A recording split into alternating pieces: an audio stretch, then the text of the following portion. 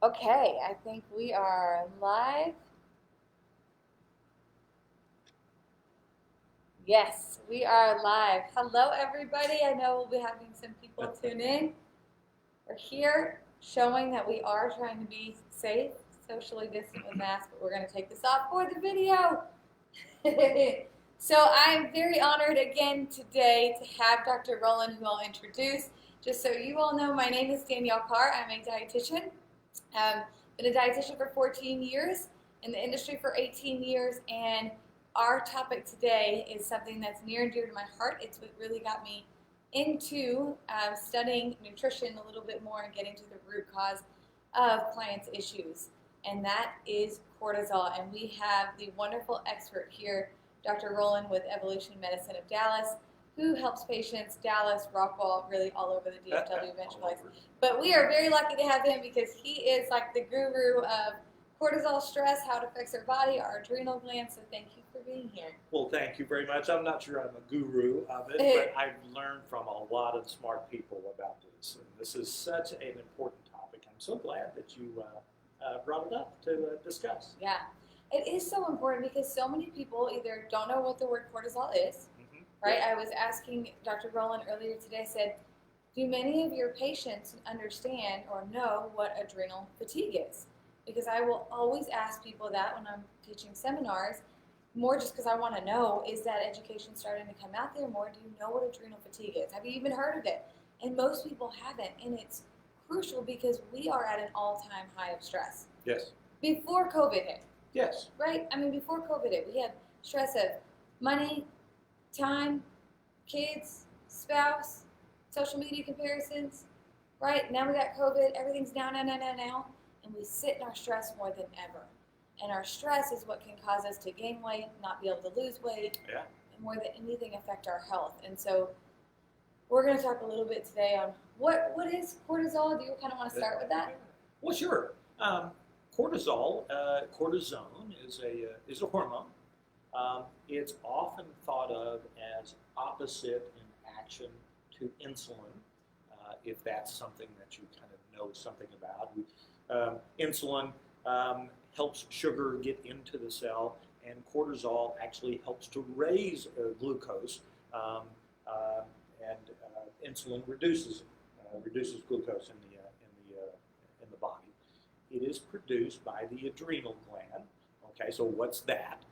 You've heard of renal referring to kidney, and adrenal means on top of the kidney. So this is a very specialized, actually pretty small piece of tissue on both kidneys that give us lots of hormones in addition to cortisol, and cortisol is released there. So it's a hormone, and it's released in certain situations, which we'll talk about. Yeah. Right. And something interesting we were talking about earlier is when we wake up in the morning, why do cortisol, let's start with this, cortisol is a great hormone. It is a catabolic hormone, but it's a good hormone in the way that we wake up in the morning, it's at its highest, right? That's right. And That's right. It's supposed to be high to get when through the day. When you get up in the morning, you have that real rush and you have all that energy, it's because your cortisol has spiked. Yes. We can see it. It spikes. Right. And you feel good. You feel energetic. You're ready to go get them in the morning, you know? Yeah. But I think we've all felt sometimes when we don't have that boost. Yeah. Right? Yeah. And we're in small ways looking at an example of adrenal fatigue. That cortisol is not there when we expect it. And by the way, we need it. Yes. To fight infections. And so if you have exhausted your adrenal gland, you have a hard time mounting a response to infection. As a matter of fact, I treat COVID patients, and one of the things that we've learned that helps is if they start sliding downhill, we'll give them cortisone to boost the immune response. So we use it all the time. And tell me if I'm wrong, we've got it highest in the morning to get us through the day and the stressful situations. Yep. Right, because as we get stressed, that cortisol is released, and it really should go down in Yes. the day, right? Kind of like a downward roller coaster, or slide, we could say, or hill, whatever. But again, correct me if I'm wrong, most people, we don't let it go down, and it's like a sponge, right? It's getting all the cortisol, and it capturing it like a sponge, and that cortisol continues to stay high. And is that And we have adrenal other fatigue? spikes along the way. So the way that this is supposed to work is if we're out in the woods and all of a sudden we have a bear in the woods and we're trying to get out of the woods, it spikes our cortisol, our glucose goes up, we have a cortisol spike. It is part of that fight or flight response. We've heard that. That's a common conception, right? And it raises our blood pressure. We're ready to fight. And so we're running to get away from the bear. Okay? And we've freed up glucose so that it can get into the cell to provide us energy to fight the bear. Okay? Right. Well, in modern life, we have other things that stress us, but it's not fighting from, running from the bear, right? It's a stressful phone call. That's your bank account overdrafted. It's the kids have got sick, got a fever. Now you got to go get them. And so it is those cortisol spikes that occur that is not as good for your body. And as a matter of fact, can create situations that you can start to gain weight and have medical problems because you've stressed the adrenal gland too much. You're causing too many cortisol spikes. Right. Yeah. And we're not saying everybody's in adrenal fatigue or going to adrenal failure, but so many of us, our cortisol is way too high for way too long that it's impacting the health issues of our own body. And same like he was just saying, with weight gain or struggling to be able to lose weight. And so if you are having these symptoms or you're having inflammation or you can't sleep at night or you're having brain fog, there could be something going on with your increased cortisol levels and not lowering it. And do you want to take this time to kind of go into what we might look like if we've got issues going on with cortisol? I'll share the screen. Sure. If sure. that- Let's go to the screen because I want to show a couple of things about a woman with obesity, frankly. And this could be any of us. So we're trying to find the screen. Okay, so we really tested this earlier. We had it. Start share screen and it technology. Well, we will. Oh. Do you have your computer? I do. So one of the things that he's going to show you is how you might look. So a lot of times when we have issues with our liver or we have issues with something going on with our cortisol or weight gain, it's a lot of our abdominal weight gain. And our abdominal weight gain, or like no booty, legs, muscle wasting. Oh boy, I don't. Let's see if this shows, and if it doesn't, that's okay. At least you can get a picture of that real quick. All right, so we've seen people like this, right? We've seen people that have obesity around the middle. And if we look real close, and I think that's enough. If we look real close, some people also have a little bit of a fat pad behind their neck. It's called a buffalo hump. And if we look closer, in certain people, we'll find hair growth when they didn't have hair before. And they may end up starting to have missed periods and things. And this is related to the body being exposed to too much cortisol. Now, I can cause it by prescribing too much cortisone, prednisone, cortisone, triamcinolone. Anything ending in ONE is a cortisone. We use it for allergic reactions. We use it for poison ivy, but we use it for rheumatoid arthritis and asthma, and so many other things too. If somebody's really sick, like COVID, we'll give cortisone because it's boosting the immune system. But we can give too much. And guess what? If we give too much, we can cause diabetes and obesity. I can cause that. It's a glandular, so we've often wondered if obesity was glandular. And the answer is yes, it is. And it's not, too. I mean, because you can develop obesity not because of cortisone, but it will then cause problems with your endocrine problem. So it goes both ways. It's complicated, but we, in fact, can cause it by living stressful lifestyle. So if we're treating somebody with central obesity, we've also got to think about managing stress and sleep And of course, you know this, lifestyle. Okay? If there are real problems in the lifestyle, we've got to start working on those. Good sleep, good recovery after being stressed is important for losing weight. Absolutely. Yeah. We always say you should have at least, well, about 7 to 8 hours of sleep, unless you disagree with that. I have had people say, I function well on 6 hours of sleep. There are some people that you That's might right. function well on 5 hours of sleep. If that is you and you've just been that way your whole life and you fully function, there are some people that need a little bit less sleep. But otherwise, we always say about 7 to 8 hours of sleep. Hey, and if you do have trouble with sleep, go to a specialist just for that. Mm-hmm.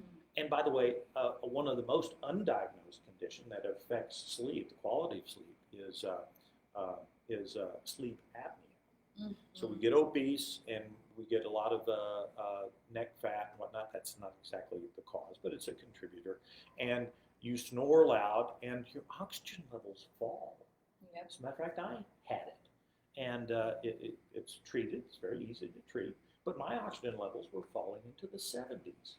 Mm-hmm. I would be angry at another doctor for not responding to a patient that had such a low oxygen level if I had been there. Yeah, right. But I mean, it's that bad. It really can lead to a really big problem if not treated. So Yeah. Good sleep is important. Good sleep. And there are things to help with sleep. Obviously, you could see a sleep specialist, but I would say Melatonin, yeah. Melatonin, yep. Yep. Try not to eat 2 hours before bed or wait 2 hours before going to sleep. Right. High carbohydrate meals, you would think, oh, that's going to put me to sleep. It'll be great. But your body's trying to react to that so much while you're sleeping that's why you can actually have nightmares or have bad sleep or wake up really groggy. So pay attention to that as well. And there are things. I didn't know some of those. That's interesting. Yeah. And Very there are things that can cause inflammation that cause stress. Just the topic we're talking about Yep. today, that stress your body. And so you'll want to find the foods that stress your body. It might be eggs that you're always eating that's causing inflammation, and you're continuing to do that, and that affects sleep as well. Whole other subject another day, but there are so many things that we don't really think about with sleep. We just think we don't sleep well because I'm busy. Yeah. Yeah. Or kids or whatever it might be. So, this American lifestyle, we've done it to ourselves. We've created this image of what it is that we should be doing, and we haven't worked in relaxation, meditation, or prayer, times where we just sit down and read a book. Yeah. We just don't do that. But it's really, really important for your health. Mm-hmm. And sometimes it's actually tied into why you can't lose weight. Yep.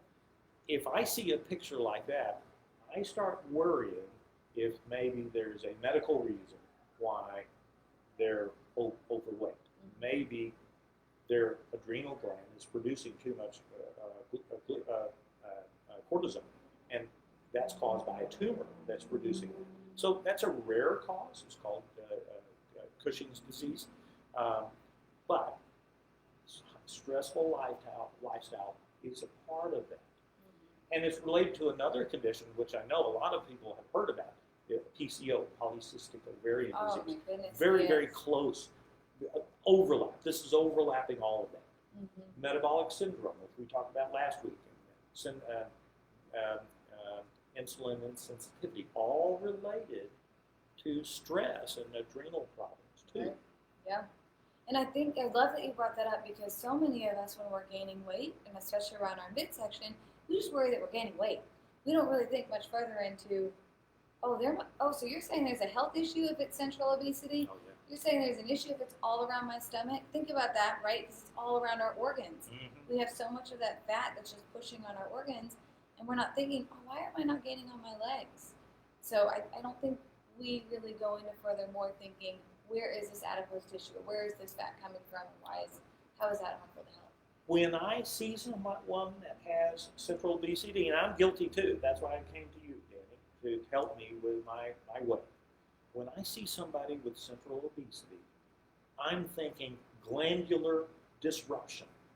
I'm thinking diabetes. I'm thinking metabolic syndrome. I'm thinking hypertension. I'm thinking heart disease. I'm thinking dementia. And yes, it's all related. Yeah. All of that stuff is related, and it's all because of this. Yep. And yes, we could treat with medicines. Doctors are great about treating with medicines. Mm-hmm. Guess what they're not good at? And I'm one of them. I used to be one of them. We're not good about not giving medicines, about teaching lifestyle changes and diet changes, which is why I like working with you.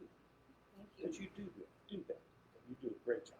Thank you. Well, I'd say same with you, but will you expand more? I think it would be great for people to know how you are so different than other medicinal doctors.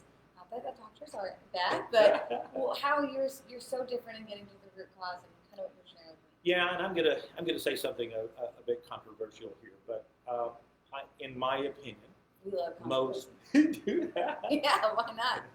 In my opinion, most medical doctors, and I am a medical doctor. I was boarded in family practice years and years ago. Most medical doctors have a little bit of diet knowledge and teaching, but they really aren't taught how to teach healthy diet and healthy lifestyle. And I would say most of them are a little bit of knowledge, I think, is dangerous. And if you really do have a problem with obesity, you need to go to a specialist, somebody, a dietitian like you, to help you with that, to help you through the process of losing weight, because it is more than just diet, right? It's lifestyle, it's everything. We're talking about stress and how it's related to cortisol and how it can affect your body. Absolutely, Yeah. absolutely. So I started training in 2012. I'm family practice trained. I always learned. I got boarded in sports medicine for some time. I worked in the emergency room. Yeah. Okay. And I just keep learning, Yeah. So I worked in the emergency room for 25 years or so, and I still work there. And 24-hour shifts. I just came off of one. It's hell on your body. Yes. And endocrine-wise and stress-wise and everything. So you have to stress. So yesterday I didn't do much of anything. Good. That's Yeah. good, but not a lot of people do that. They Yeah. keep going. Yeah. But you're right, that's such an endocrine disruptor. So I've studied something called functional medicine, which looks at disease processes like rheumatoid arthritis and lupus and dementia, and really looking at the underlying cause. And guess what? We can treat those. Mm-hmm. And in many cases, we can reverse the process.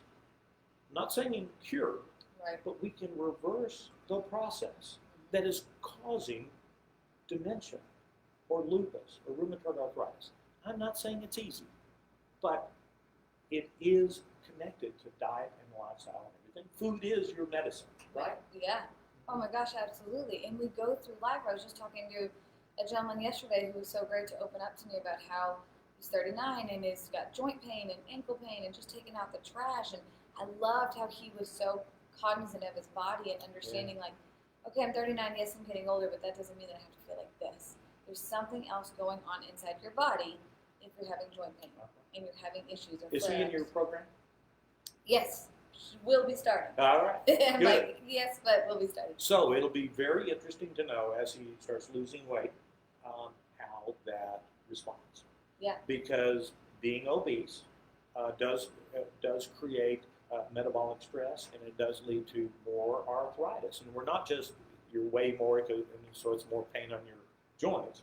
It's because you have more stress hormones and more of the inflammation in your body, causing more inflammation of your joints. Yeah, that inflammation, I feel like, is everything.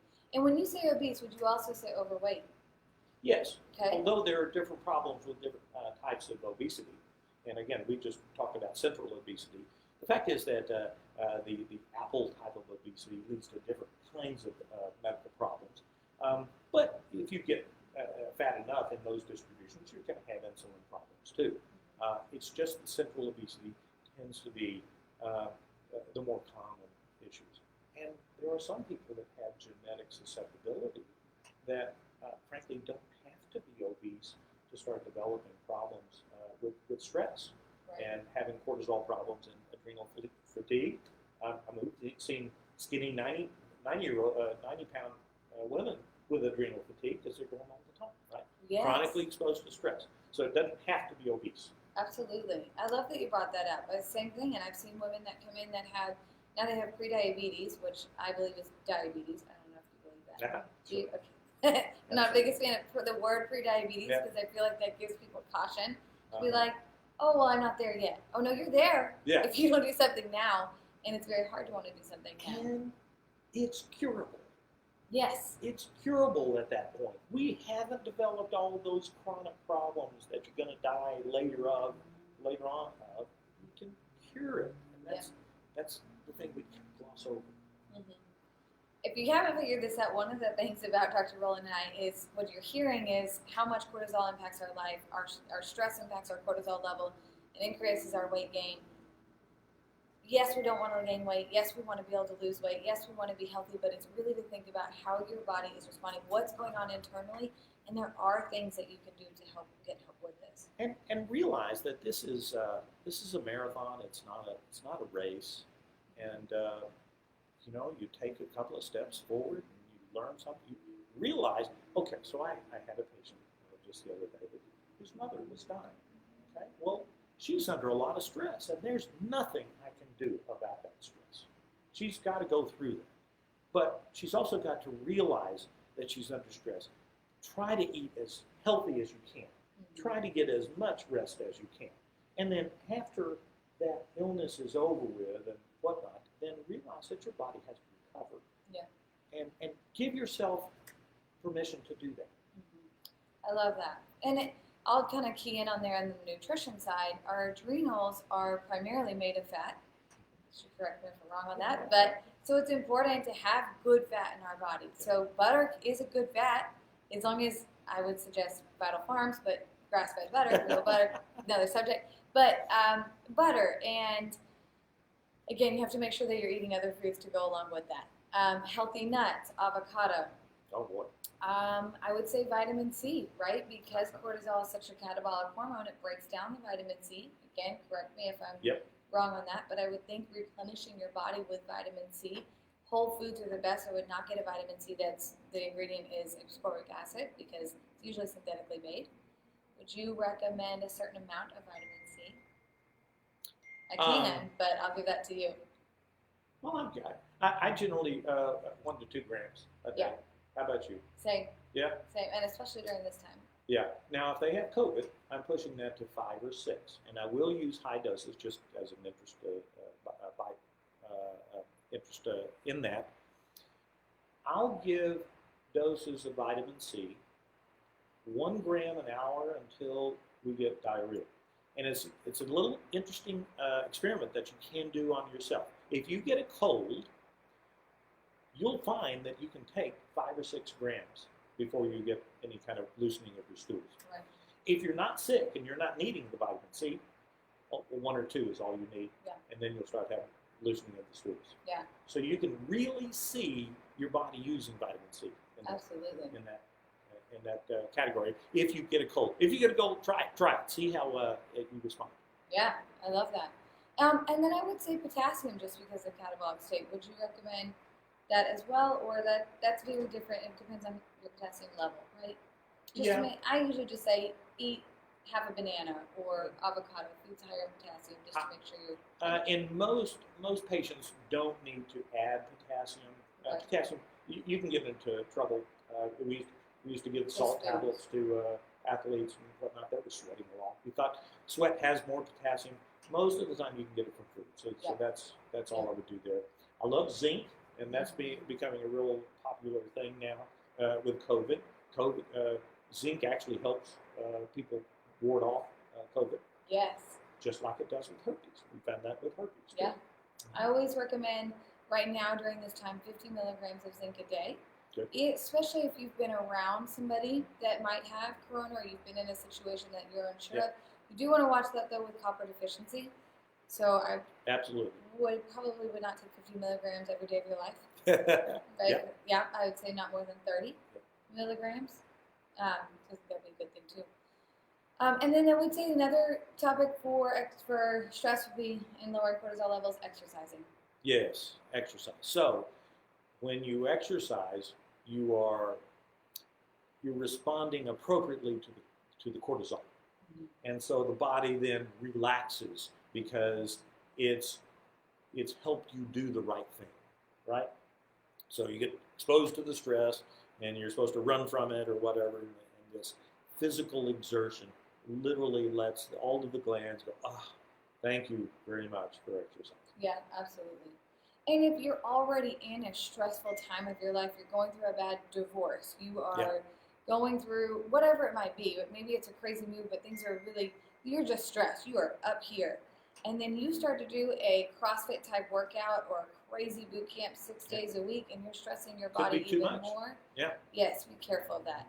I know more of our population is a little bit on the other side where we don't exercise because it's hard to get the motivation, but do watch that. Well, and things can happen as you start losing weight. If you've really been eating badly and maybe foods that have a lot of insecticides or pesticides and whatnot, and you go through a rapid weight loss, you release all those toxins, and you may feel bad during that process. And so it would be good to talk to somebody like you or me in that process. The best avenue may actually be to slow the weight loss down, so that we don't have as much of it. So something to think about. Yeah, absolutely. And again, common doctors, medical doctors, they just haven't been taught about adrenal problems or detox problems from eating insecticide and pesticides that are in our foods and things like that. Yeah. Normally, would you say, most maybe doctors might go to, okay, if you need to lose weight, get on Adipex, or that's usually actually what I see a lot, which don't get on that. It certainly can be used, but if they're doing a comprehensive program and there's somebody that really knows about carbohydrates and proteins and fats and teaching you a healthy diet like you are, in combination with Adipex, may be okay. I'm not in that. I used to prescribe it, but I don't. That's good. Yeah. Good. There's a lot on your internal organs. Yep. But yeah, right. You can get the nutrition side, and then someone like you that can really work at making sure our hormones balance, is everything functioning together correctly. I'll tell you, and Adipex, kind of a stimulant to you. I haven't really studied all of the metabolic effects of taking that medication. Okay. While you're losing weight, I don't know. Anyway, so I just don't do it. Well, you know what? We should do a talk sometime on, because you're going to be the expert on that as well. I can talk about Adipex, but different medications, things that hurt other organs. Oh, I'd love to talk about it. Sure. Okay. Anybody that's watching, if you have ideas or things that you want to learn for Dr. Roland and I to talk about, we would love to do that. And I would say we'll kind of go into closing, unless anything else you want to add. Good. We are so focused on making sure that we are paying attention to our stress levels. We're stressed more than ever. We know that we need to take time to de-stress. We know that we need to take time for ourselves, but hardly ever do we do that, because that takes time, right? So what are some things you can do? Go back and listen to the video on that. But leaving you with one thing today, I would say pick one thing that you're going to focus on this week. And maybe that is to go to bed 30 minutes earlier. Maybe think about, praying on a regular basis, or doing some kind of meditation, or going for a walk. I love exposure to nature. Yes. I really think that's important too. Very much. So walking out, in the park or something, that's a great time. Sure. We have a beautiful landscape outside. If you hear this rain, that's what that is, that noise. So it's perfect timing to end.